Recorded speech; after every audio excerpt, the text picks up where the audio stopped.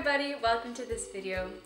So if you're watching this video, you're probably thinking of applying to Stanford and you're currently experiencing the university application process.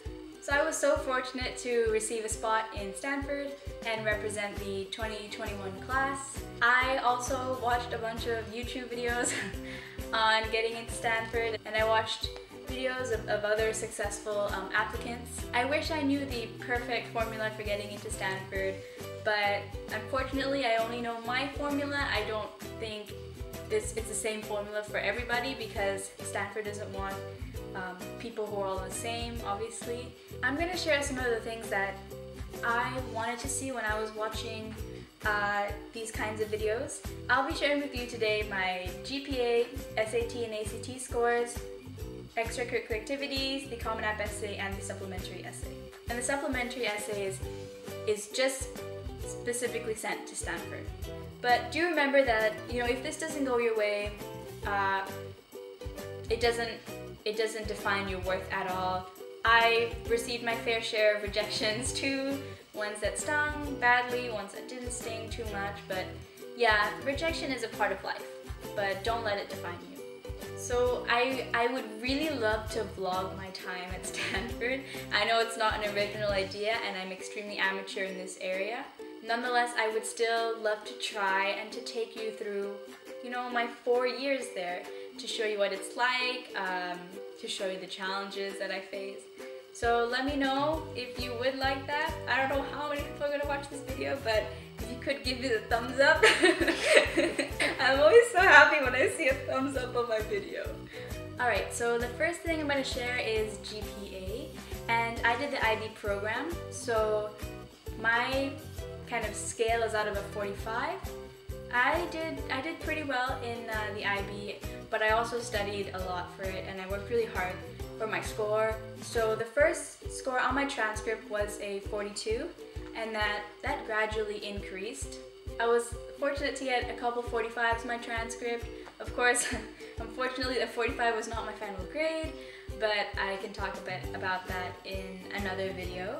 The IB program is basically where you choose 6 different subjects and then you do a bunch of extra things for the core, but we'll not go into that. Yeah, I've left the IB behind me. So for the IB, I did biology, economics and English literature at high level, and I did chemistry, Spanish B and mathematics at standard level. And I actually had chemistry at high level in my first year because I didn't know which one to drop and I didn't know what I wanted to do in the future, but I did end up dropping chemistry. However, my university counselor told me that I should drop my English literature because chemistry would seem like more of a vigorous subject for university, thereby enhancing my chance of getting in. However, I went with my own decision because I love English literature, even though I'm not good at it. Yeah, I still managed to get into some great universities. You don't have to be taking, super hardcore subjects, science subjects, if that's how your school feels like you'll get a better chance of getting in. Just do what you love and that will shine in your application. So before the IB, I did the IGCSE program. So the IGCSE and the IB, they composed my 4-year transcript. Well, 3.5 years, since I couldn't send Stanford all of my grades when I applied. So in the IB, you want to make sure you're getting as high predicted as you possibly can. I think anything in the 40s is perfect for Stanford, but of course the higher the better.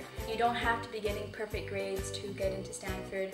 I did have a couple B's in my transcript, but in the IB I got nothing less than a 6 on my transcript when I sent it to Stanford, but you don't have to be getting perfect grades, and if you're not maybe super amazing in one area, you can always compensate for that in another area.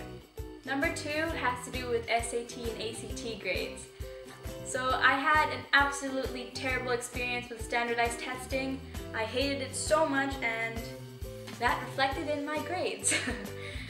The first standardized testing that I took was the SAT in my junior year, so year 12 or grade 11. I took that in June and I studied really hard for it. I had a private tutor and I paid for him with my own money because he was pretty expensive and I didn't want to be even more of a burden, well, financial burden on my parents. So I paid for him and I got way below his expectations and way below my expectations. My grade was nowhere near Stanford's average, and yeah, it was just a terrible experience for me.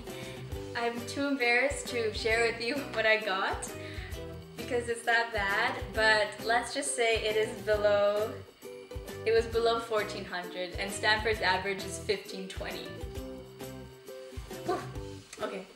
Then when I did receive my grade, I thought that just blew my chances of getting into Stanford because, as you probably know, they do not partake in score choice, which means that every single grade that you get from the SAT and the ACT must be sent to them. You can't hide your grades. So yeah, when I got it, I was like, okay, I'm not getting in, and I spent a few days just being very sad and feeling sorry for myself. But I eventually kind of pulled myself out of that misery and I did the ACT instead, and I managed to get a 32, which I was so happy with. It's obviously not the perfect score, it's not amazing, super amazing, but it was amazing for me having, sucked at the SAT, and I was happy with it. Even though it was below Stanford's average again, by 1 point. 1 point this time, not like 100 points. I really personally do recommend the ACT over the SAT. I'll be having a video coming up showing as to why I say this. I mean, for me, it was so much better. And I think it could be for you too if you're struggling with the SAT. So, I mean, there you have it. I did badly on my SAT. I sent that SAT score to them and they still accepted me because, well, I actually have no idea why, but it might have been because I did show some kind of, perseverance. I didn't give up. People are not supposed to be perfect. We all make mistakes, but what's even more admirable is if you step up from those mistakes and do even better. So if you have a bad score, I mean, don't let that put you down. Just try again and do even better, and I think that's even more, respectable. All right, so SAT 2s, the subject tests, I don't think they're required for Stanford, but if you do have some good grades, just go ahead and send them in. I sent in my molecular biology one, which I got a 750 in, so yeah, I just sent that in. My other SAT 2s were not super great, simply because I didn't have the time to prep, because I was just squeezing all of it into my last year. And I kind of did this because I was very set on going to the UK in terms of, higher education, but somehow I managed to end up in choosing California, which is so weird. Number 3, extracurricular activities. So the US, they base quite a high premium on extracurricular activities, which is very much unlike the UK application. You can list so many extracurricular activities on your Common App, so just use as many, selections and options as you can. Personally, I think in the US, they really like to see leadership roles and to see that you've gone beyond your school enclosure to participate in work, to support other people, or just to be innovative.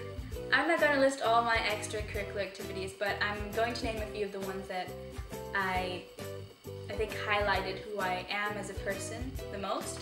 So in the realm of leadership, I took on a lot of leadership roles. I was a student council president in year 10 and 11. I was the head student in year 13, and then a prefect in year 12 and 13. I also did a lot of sports, despite my small figure and height, but I was the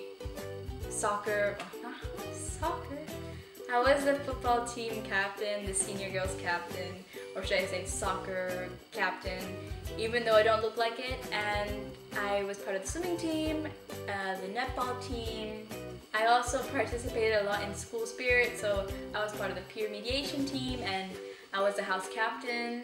And one thing that I think really boosted my application was something I did outside of school, and that was being a volunteer in a learning center that was created by my church community. And it was basically where we demonstrated care and just taught English to Rohingya refugees who had fled from Myanmar to seek a better life.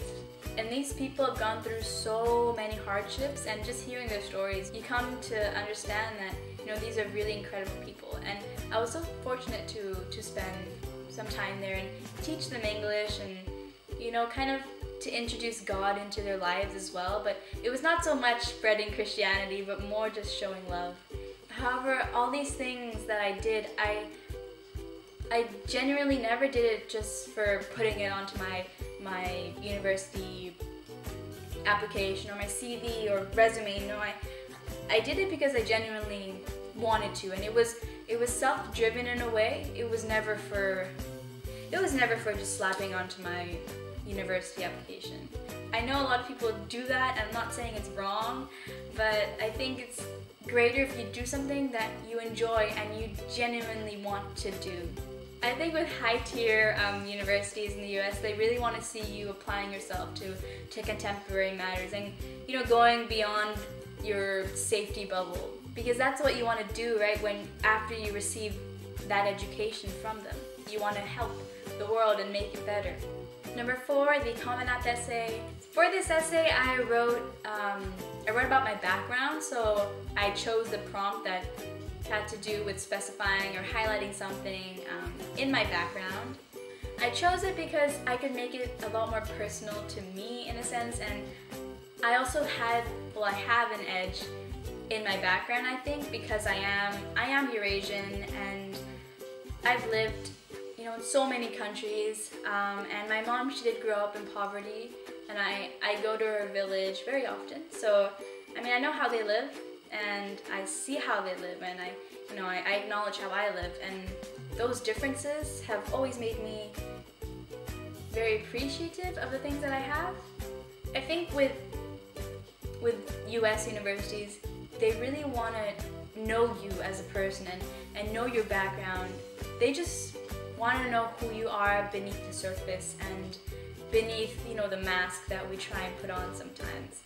I actually ended up writing about my cousin because he was and still is one of my greatest inspirations, and he passed away, and I just wanted to write about his story because I thought, you know, it was such an amazing story, and just how and why he has inspired me. My tip here is just to use your background in the best way that you can. With flaws, without flaws, I think Stanford will love you no matter what. Personally, I've never been a fan of extremely creative writing in a Common App essay with, you know, so many adjectives and overloaded with words that are super academic and things that I've never really seen before. I tend to find those a teensy bit pretentious. I don't think I was overly descriptive in my Common App essay. I did, of course, put in some descriptions, but I didn't overdo it, I don't think. Nonetheless, that's my opinion. That's my opinion. You write how you want to write. Above all, remember to keep your Common App essay genuine. Genuine and raw in a way. It's the main piece of writing that you show to these universities. They're gonna try and understand who you are as a person through this writing, and you know what you can offer Stanford as well. So you want to be writing about something that characterizes you still, so that, you know, that's who you're bringing to Stanford or wherever else you're ending up. Number 5 is the supplementary writing that you have to send to Stanford. And this is specific to Stanford. No other university gets to see this. So they have specific questions that they ask you. So in my supplementary writing, I remember having to write about my extracurriculars, like I had to highlight one of them, my favorite music, my favorite websites. I even had to write a letter to my future roommate. I think in these you can completely be yourself and you don't have to worry so much about, you know, trying to make yourself look extremely serious. I know when universities kind of ask you, oh, what's your favorite website or what's your favorite music, you want to almost sound more intellectual than you are, like, you know, more of a genius than the teenagers that we are. But I think just keep it genuine and don't be afraid to be yourself. In my letter to my roommate, I touched on my height. I'm really short. I think I'm about 5 foot, or maybe I'm even shorter than that. I don't know. I don't like to measure myself. But in the letter, I said something along the lines of, despite claiming to be 5 foot, though I'm probably 4'11", I take on challenges that compensate for my lack of height. So something like that. I mean, don't be super informal, and I guess humor is always something we're not too sure whether we should apply or not. Still keep that formality, but you can be lighthearted at the same time. I remember there was one top tier university that I got rejected by. I think it was Princeton, and sometimes I wonder if that's because I said my favorite movie is A Walk to Remember, and I was being honest, but maybe they rather wanted me to put, I don't know, what's a super serious movie? The Blue Planet. The Blue Planet? Documentary? I don't know, I think you should just be yourself. Also, adding to the height thing that I just mentioned, I think one of the greatest things that you can do in your supplementary essay is to highlight things that maybe you don't love so much about yourself. So I don't like my height at all, but you can show them that, you know, yeah, I don't like this so much about myself, but I've done things to overcome that and to almost in a way love it instead. I think that's really great to show them. Alright, thank you so much for watching. I'm really happy that you stopped by.